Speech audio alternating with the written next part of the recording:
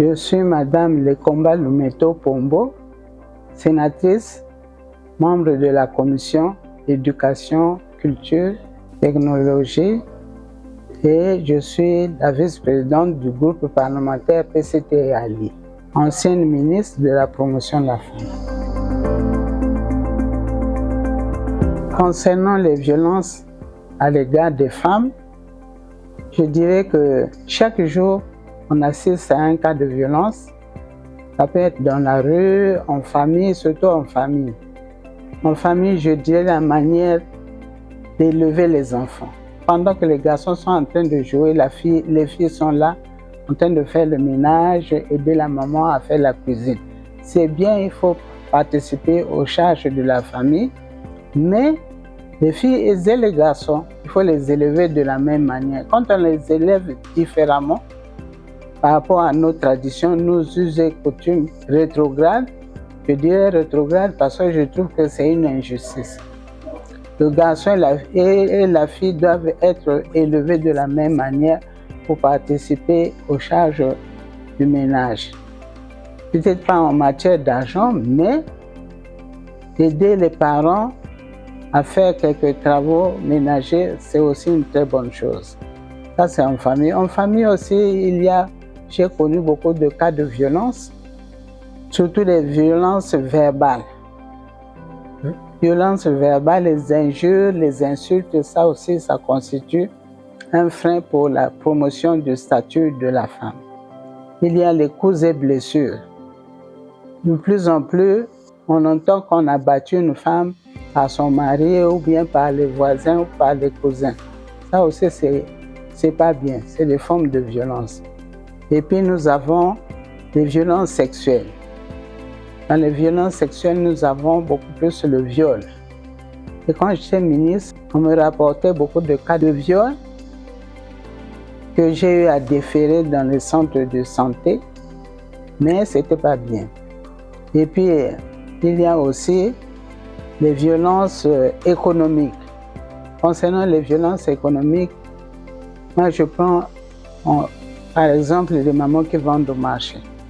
Celles qui vendent au marché, aujourd'hui elles vont vers les grossistes, elles vont là-bas, les prix changent du jour au lendemain. Quand elles reviennent, elles ne rentrent pas dans leur fonds. C'est aussi une forme de violence. Heureusement que l'État a réglementé tout ça. Il y a une commission de fraude qui est là.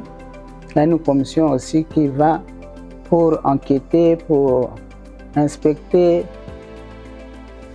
au niveau des vendeurs pour que les mamans aient au moins quelque chose de quoi nourrir leurs enfants. Donc, c'est à peu près les quelques violences que je viens de citer. Pour moi, les violences, ce sont des attitudes rétrogrades, ce qui ramène la femme vers le bas. Dans sa vie de tous les jours, ce qu'elle rencontre comme difficultés, les difficultés, il y en a, de tous ordres.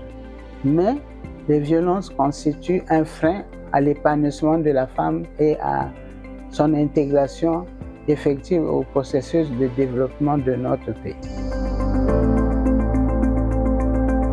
Les causes sont nombreuses. Je pense que c'est aussi l'analphabétisme au niveau des mamans qui freine le développement plutôt qui est la cause du développement de ces violences en famille, dans les ménages et au niveau du travail. Il y a le harcèlement sexuel, par exemple. Le harcèlement sexuel constitue aussi un frein pour l'épanouissement de la femme. Il y a des filles qui ont abandonné les études parce que harcelées entre copains de classe ou encore des professeurs qui les harcèlent et sont obligés d'abandonner leurs études pour vaquer à d'autres occupations. Beaucoup de femmes sont touchées par les violences, surtout les femmes qui n'arrivent pas à joindre les deux bouts, les femmes pauvres par exemple, qui ne sont pas capables de subvenir aux besoins de leurs enfants. Il y en a, semble-t-il, qui envoient même les enfants dans la rue. non seulement pour vendre les choses et ramener l'argent à la famille, mais pour faire la prostitution. Là aussi, ce n'est pas une bonne chose, ce n'est pas une bonne éducation. La détresse économique est l'une des causes des violences à l'égard de la femme. Concernant l'État, l'État a beaucoup fait. L'État a beaucoup fait et je crois que l'État continue à faire encore. Et je remercie la ministre actuelle, Mme Ngani, qui a initié une loi, la loi Mouebara. Je crois que nous devons vulgariser cette loi et le président, dans son allocution, dans son adresse à la nation, a parlé de cette loi et a dit qu'il faut des textes d'application. Il faut élaborer des textes d'application pour la mise en œuvre de la loi Mouebara. Je crois que c'est une bonne chose, mais il faut une maison, un centre d'accueil des femmes violentées qui va être érigé au niveau de la promotion de la femme pour référer ces femmes dans ce centre où elles seront entendues et elles auront le conseil de tous ceux qui vont travailler là. Ça peut être les sachants, les psychologues, les sociologues qui vont recevoir les mamans pour, n'est-ce pas, mettre fin à ce phénomène de violence à l'égard des femmes et des filles. Les thématiques sont vraiment d'actualité. Il y a non seulement les violences, Mme Kebi, qui est la secrétaire exécutive du Conseil national pour la femme, a déjà organisé beaucoup d'activités. Je crois que nous avons participé à ces activités et il y avait des conclusions. Dans les conclusions, il y avait des suggestions. Je crois qu'on doit encore se mettre ensemble pour regarder ces conclusions et les suggestions qui ont été faites pour dégager d'autres thématiques que nous pouvons développer avec elles et avec les autres femmes des ONG et associations pour mettre fin aux violences. Merci beaucoup, Madame Kebi, pour le travail que tu es en train de mener.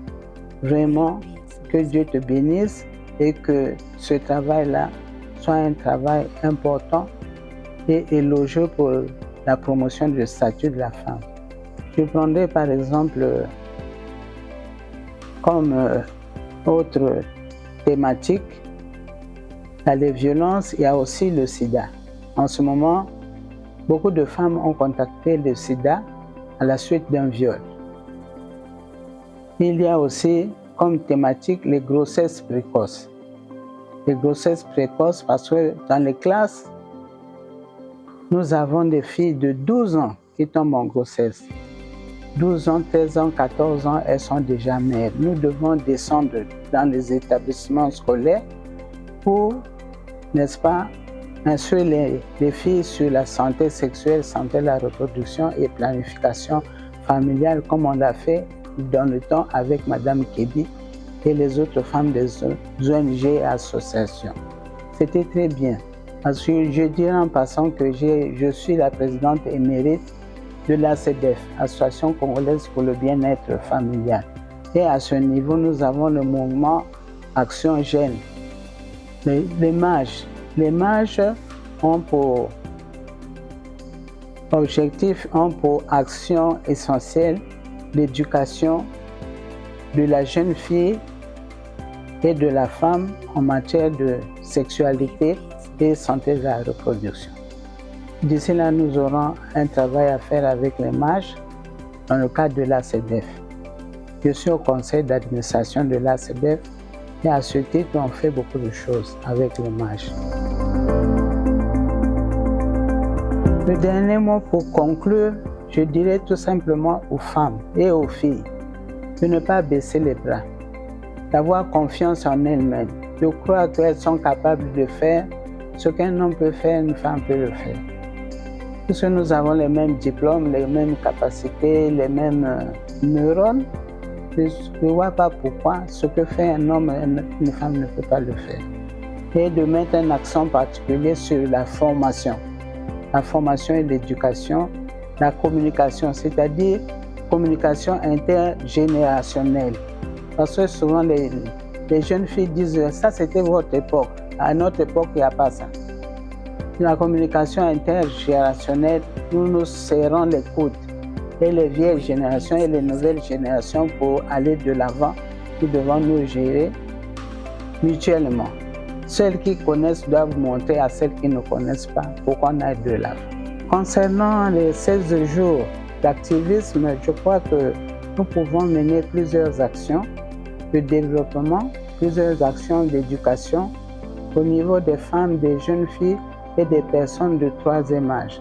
Surtout les personnes de troisième âge qui ont des problèmes de santé, des problèmes d'insertion dans la société.